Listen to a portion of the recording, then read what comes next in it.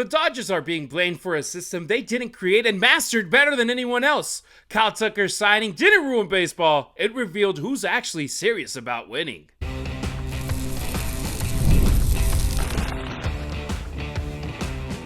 You are Locked On Dodgers, your daily Los Angeles Dodgers podcast. Part of the Locked On Podcast Network, your team every day.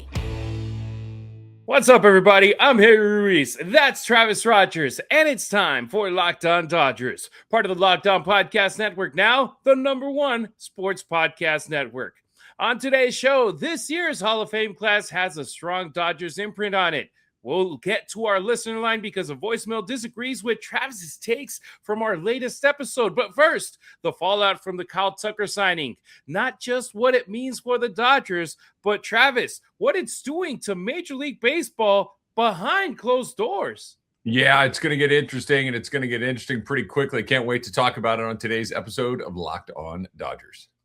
Travis, he's holding it down every weekday afternoon from 3 to 6 on the Travis and DeMarco show on 710 ESPN LA. And if you're outside Southern California or away from a radio, the ESPN LA app has you covered wherever you are. As for me, when I'm not on the call for USC football or Raiders games in Espanol, this is where I lock in, talking Dodgers baseball with you. If you're new around here, glad you found us. You're exactly where you should be. And to our everydayers, you already know this show is built with you, not without you.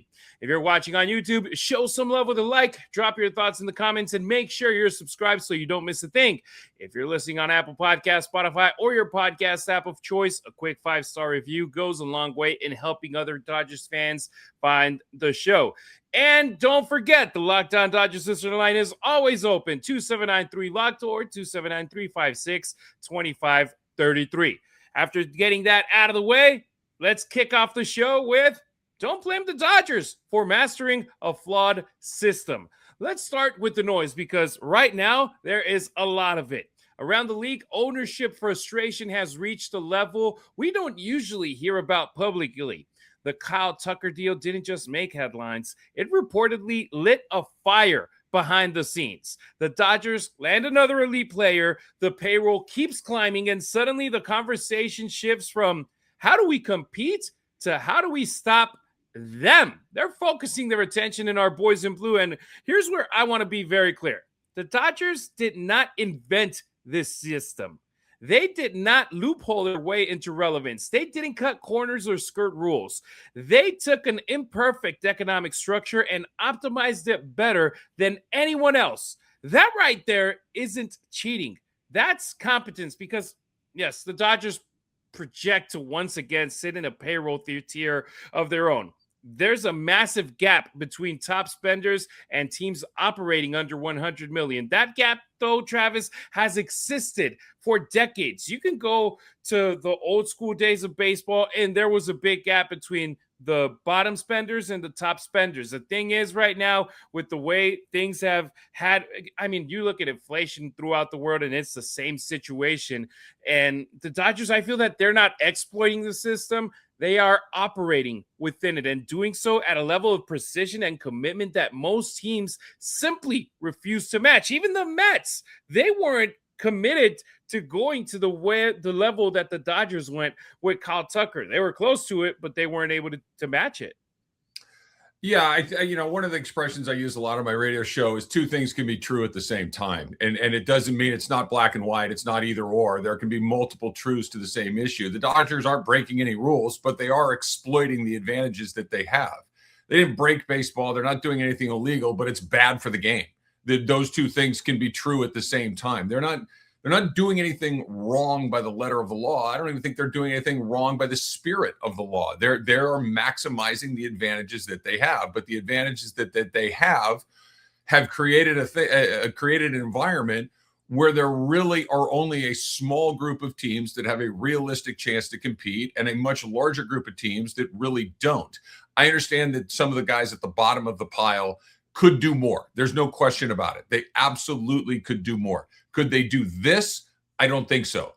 I don't think that they could get to this level. Now, could they spend twice as much as they are, 3 times, 4 times as much as they are? Probably, yes.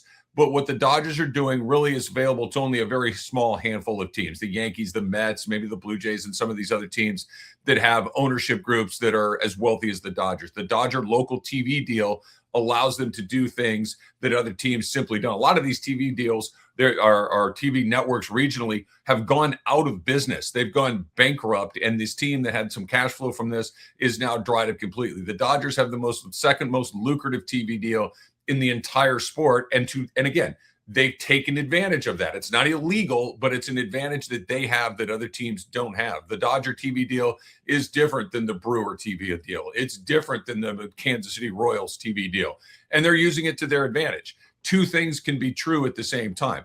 I also don't buy this idea that any one individual signing galvanized the rest of the owners. This has been happening for a long time, like you said. This has been a long time coming. It's just that we are getting closer to the end of the collective bargaining agreement, which means that the people that are dissatisfied are going to be more outspoken and more willing to dig in than ever before.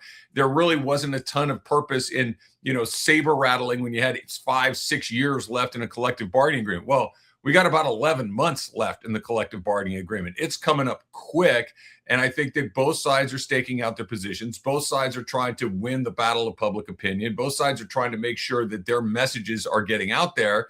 And I understand it. I don't like it. And I think we're headed towards an enormous mess where we miss baseball for a period of time. But I don't think the Dodgers have done anything wrong. I think they've done exactly what you would hope your team would do, and spending money and collecting players at a rate that is unbelievable. But I also think that it's very, very bad for the health of the sport. And look, the system, it has never been fair. Not in the 70s, not in the steroid era, not during the luxury tax age. Baseball has always rewarded smart, aggressive, well-funded organizations. The difference now is that the Dodgers, and we've said it throughout our time here hosting this show since July last year, Travis, they are good at everything. They develop talent. Yep. They retain talent. They supplement talent. They recover from mistakes faster than anyone else. Money alone does not do that. If money were the only factor, October would look very different every year. Where were the Mets in the postseason in 2025?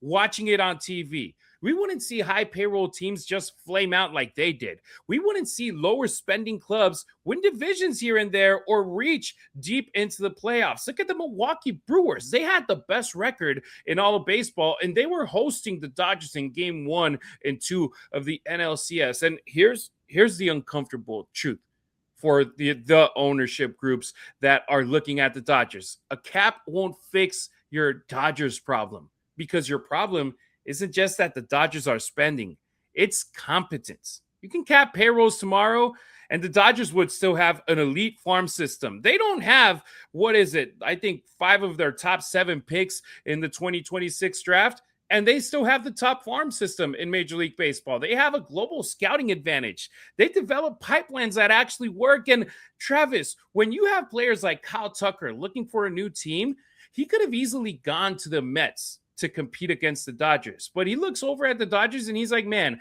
I get the chance to play with Shohei Ohtani. I get to play with 2 of the most beloved players in all of baseball, and Mookie Betts and Freddie Freeman. Yoshinobu Yamamoto stole all the headlines throughout the World Series. And you look at that team that this squad has been building.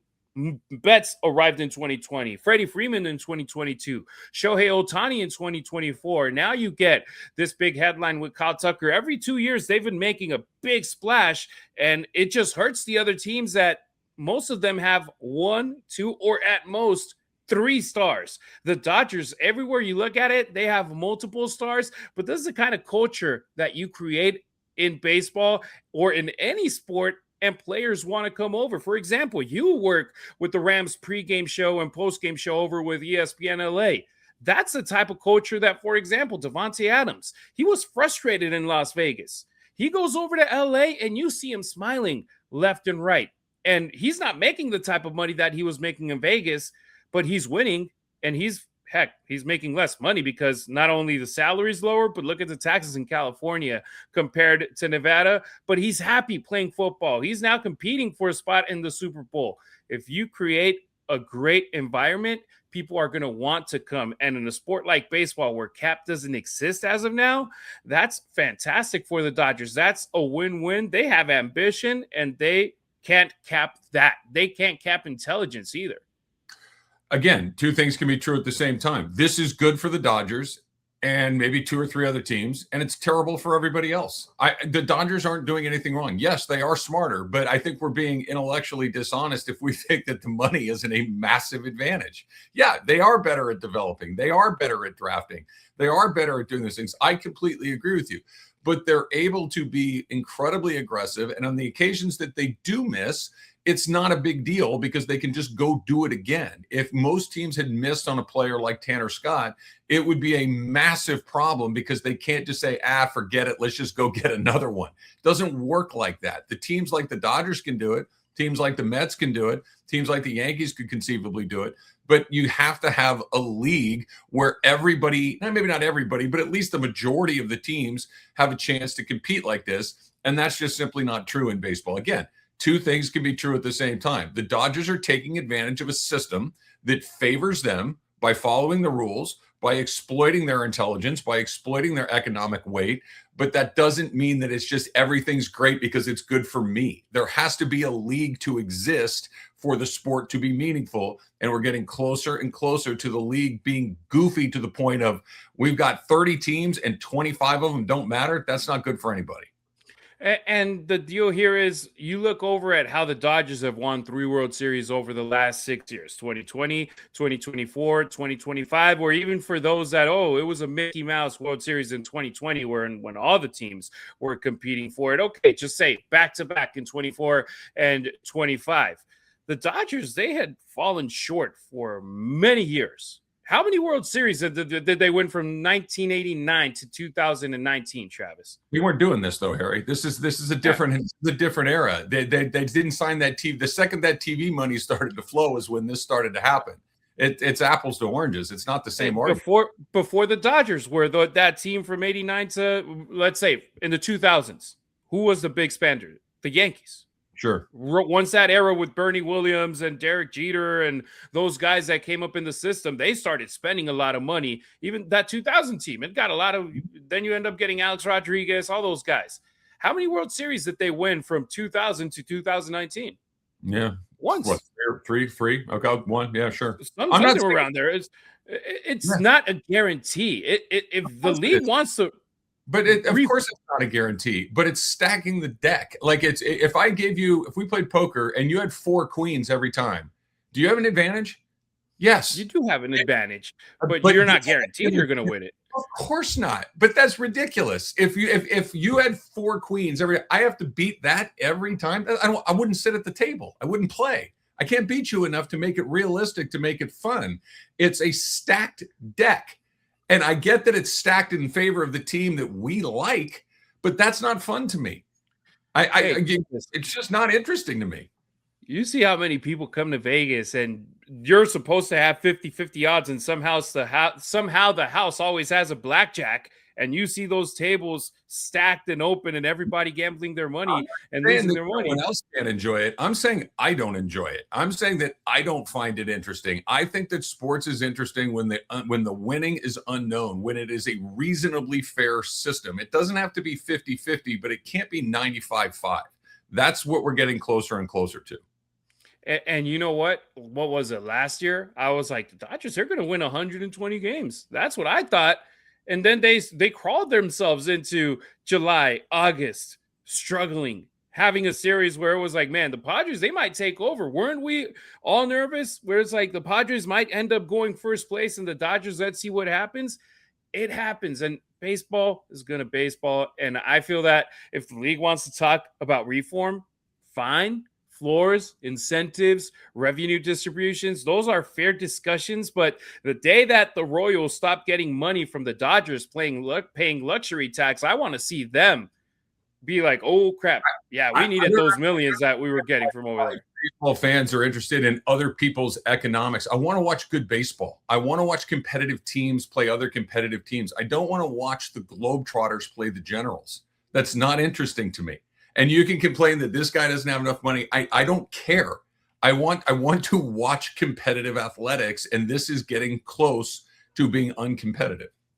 Hey, and look, next on Locked On Dodgers, you heard me, Travis. We got different point of view, and we got a lot of viewers at home. We got a lot of listeners in home, and we're going to turn the mic over to you because we've got two great voicemails from the Locked On Dodgers listener line, one pushing back hard on the idea that this is bad for baseball, and other reminding us, everyone, how long the Dodgers fans waited for moments like this.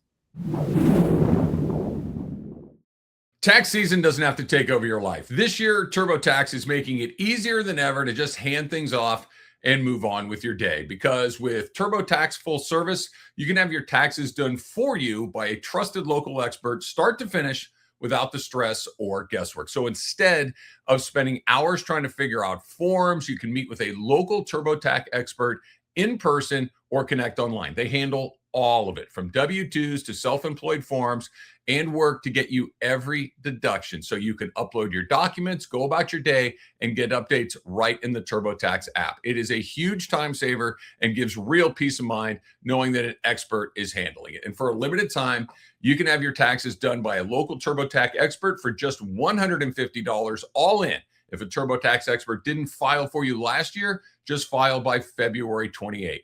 Take taxes off your plate and get back to your life. Visit turbotax.com/local to book your appointment today. Thank you for making Locked On Dodgers your first listen of the day, and thank you for making Locked On the #1 sports podcast network. You already live your team every day. Now take it up a level and go ad-free. Join the Everydayer Club today and get Locked On Dodgers with no interruptions, members-only Discord access, and more, all for just $5 a month or $50 a year. Go to LockedOnDodgers.supercast.com or check the link in the show notes to learn more. Is this bad for baseball? Dodgers fans, debate it. All right, let's get to the voicemails. And remember, this is our first episode since Friday when we really broke down the Kyle Tucker signing. Travis didn't hold back. He made it clear what he feels when it comes to the sport and the state of it right now, and maybe even unfair to other fan bases. But not everyone agrees. Obviously, this is a Dodgers show, so we get a lot of Dodgers fans. And here we're going to start with Justin from Utah. Let's hear from him.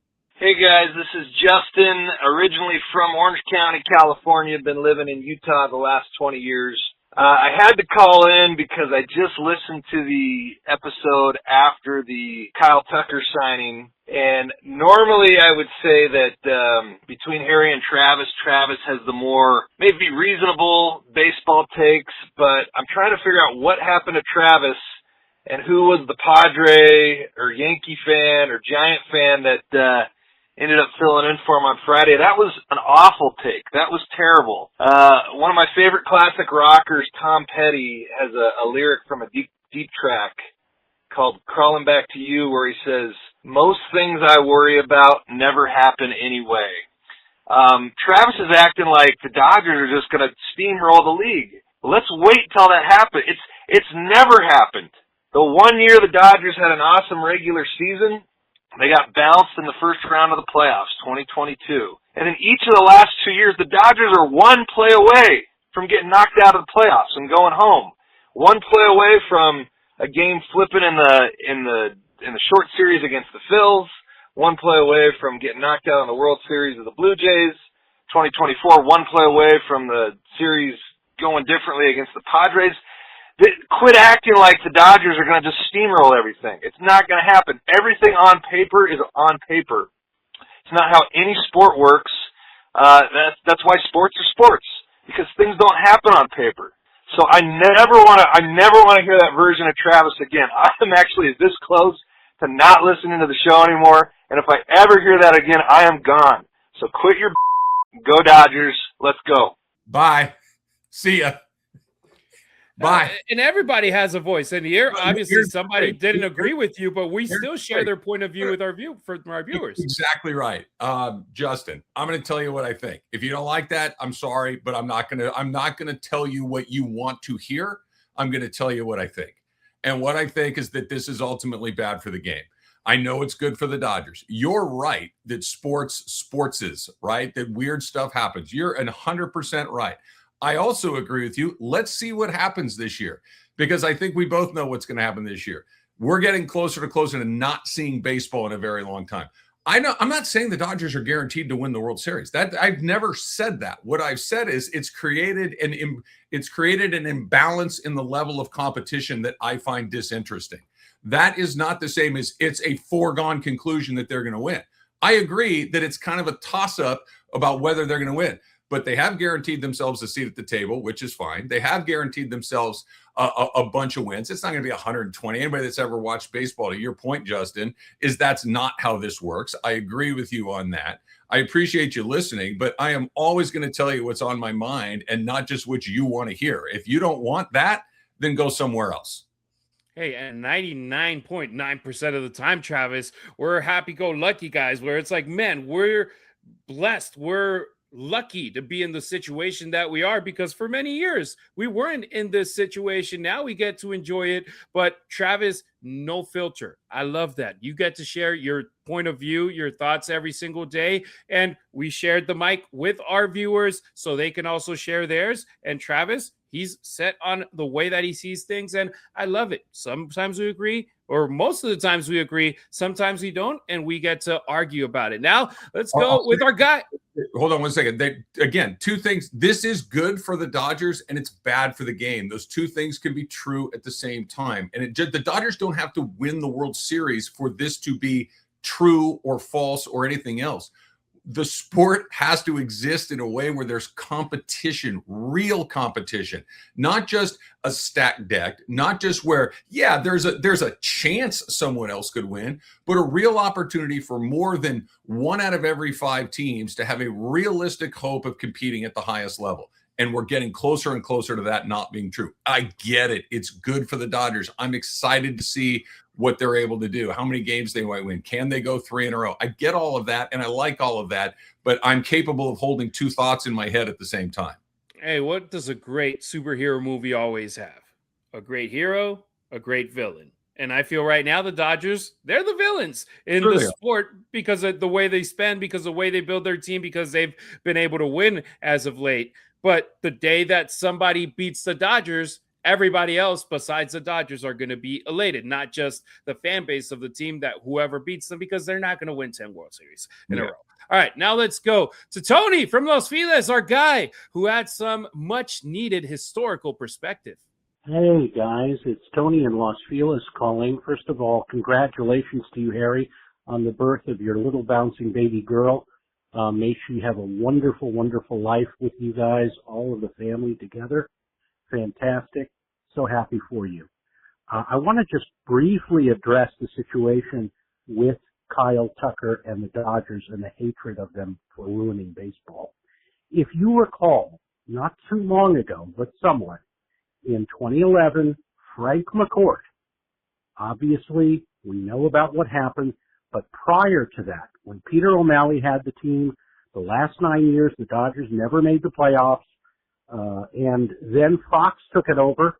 For 6 years, they never made the playoffs. They traded a guy by the name of Mike Piazza. And then all of the shenanigans happened. McCourt was leveraged to the hilt. He purchased the team with his wife. They had the divorce. If you recall, he tried to do an end run by creating their own regional sports network through Fox, leveraging it to the hilt, giving him a loan to try to get back into the team. And, of course, everything fell apart. Lou Wolf from the Oakland A's was originally supposed to take over the team. And then, of course, it was Bud Selig, and then their overseer, Tom Schieffer, and then obviously the auction at which Steve Cohen almost got the team, but at that midnight meeting, of course, you recall, that's when Magic and the Guggenheim Group got the Dodgers. The things we had to witness, not only then, but early Friedman, those incredible losses before 2020, I just have to say this, okay? Whereas there's a legitimate gripe for Major League Baseball and, of course, for those other 15 small market teams who can't compete, but as Dodger fans, we have been through the ringer. This is a golden age, and I, for one, celebrate it. So I do feel for those other fan bases, certainly, but I think it's our time. And to be perfectly honest, I'm happy about it, and obviously wanted to mention it. So I agree with all of what you're saying, and let's go Dodgers. Take care, guys. Bye-bye. Yeah, and Travis, there's a big young fan base for this team, especially like, for example, you see that international fan base from Japan that just joined when Shohei Ohtani and Yoshinobu Yamamoto joined, and they don't know those hard times that Dodgers fans went through after that 88 World Series all the way through 2020.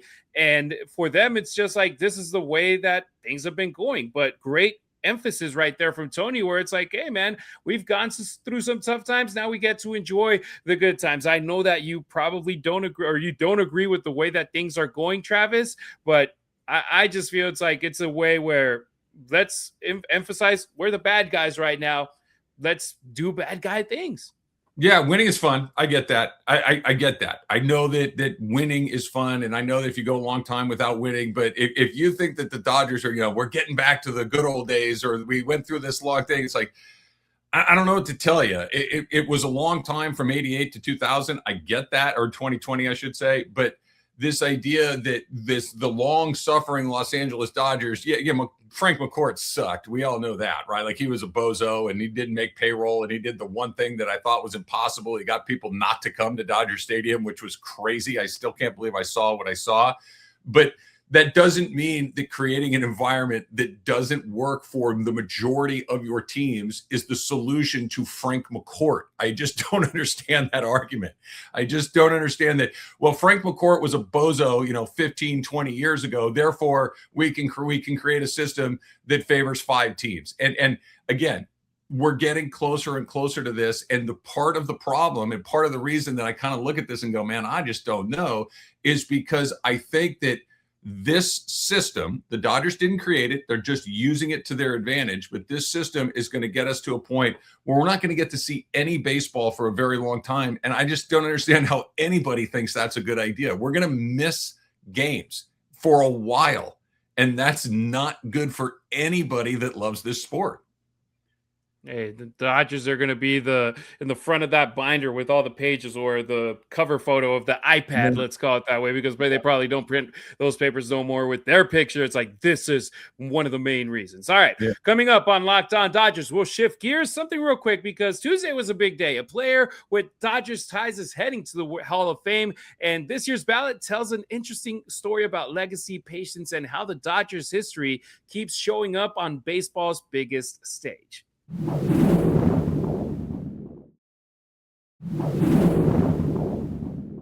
Don't forget to follow Locked On Dodgers not only on YouTube, but on X, Instagram, and TikTok as well. You can find Travis on social media at Travis Rogers on X and Instagram. Meanwhile, I'm at Harry Ruiz on X, at Harry_Ruiz on Instagram, and at Harry Ruiz_ on TikTok.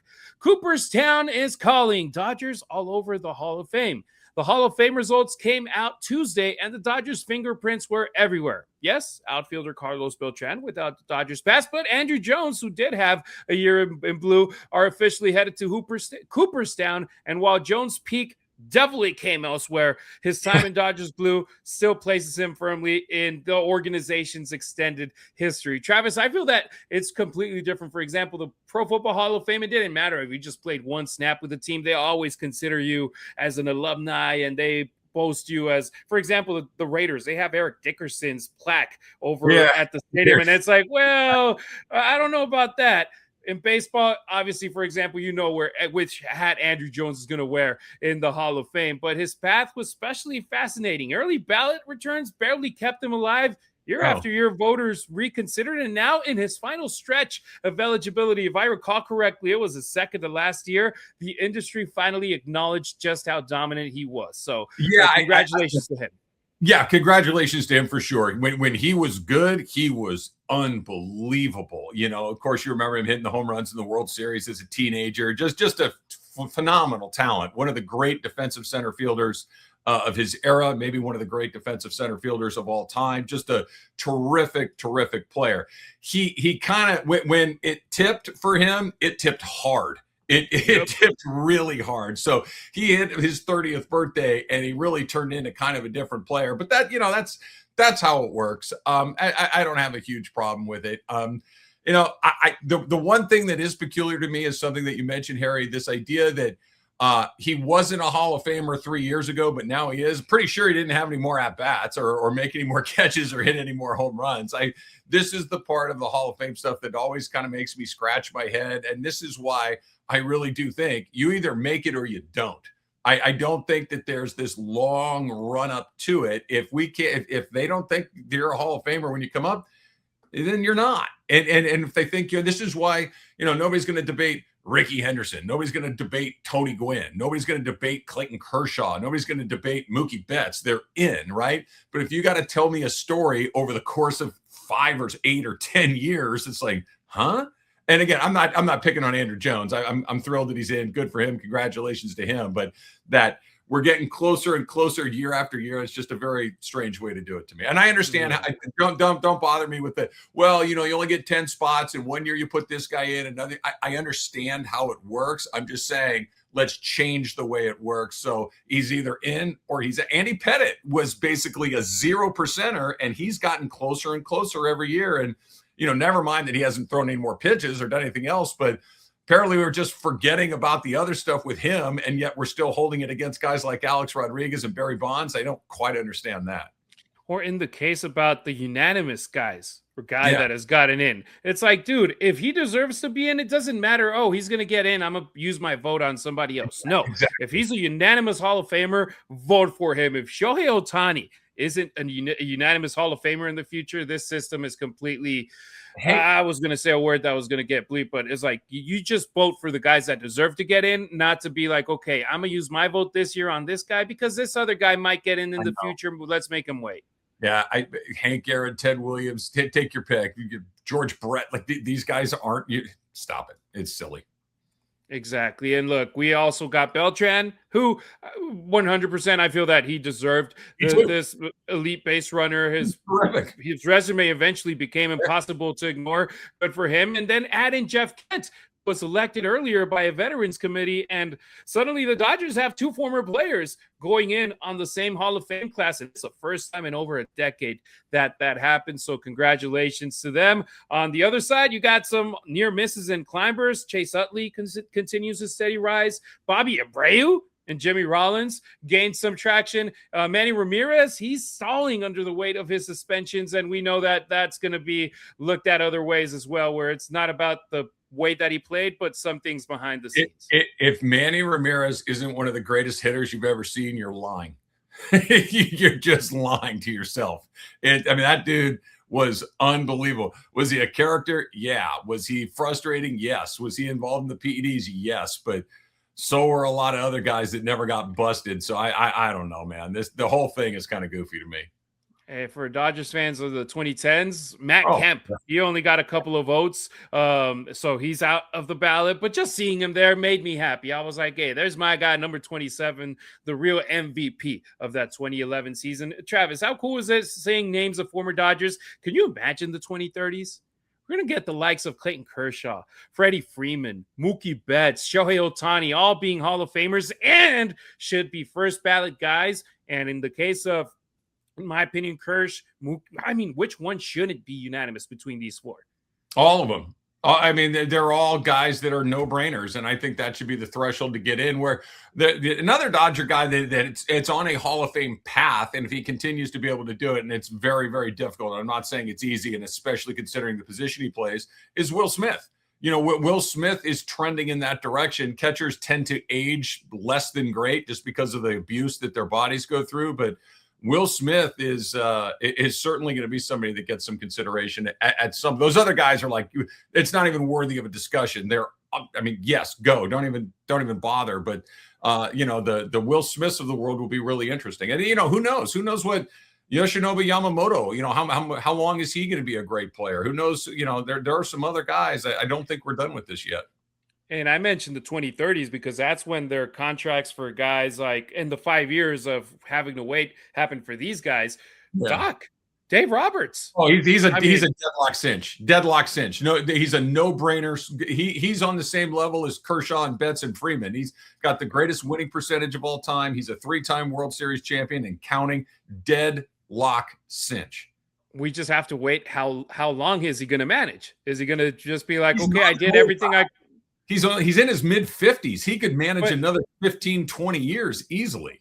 But it's different, like with the Tommy Lasordas of the world that were there forever. And nowadays, you see some guys being like, you know what? I'm going to take a step back. I'm going to focus on my family. I can go be an analyst for millions of dollars with Amazon, with NBC or other TV stations and work once or twice a week. But Dave, definitely Hall of Famer. Man, those 2030s are going to be fun as Dodgers fans watching those inductions. All right, that'll do it for today's pod. Thank you for making Locked On Dodgers your first listen of the day. And thank you for making Locked On the #1 sports podcast network. We'll be back soon with more here on Locked On Dodgers. But if you never miss an episode, the Everydayer Club is built for you.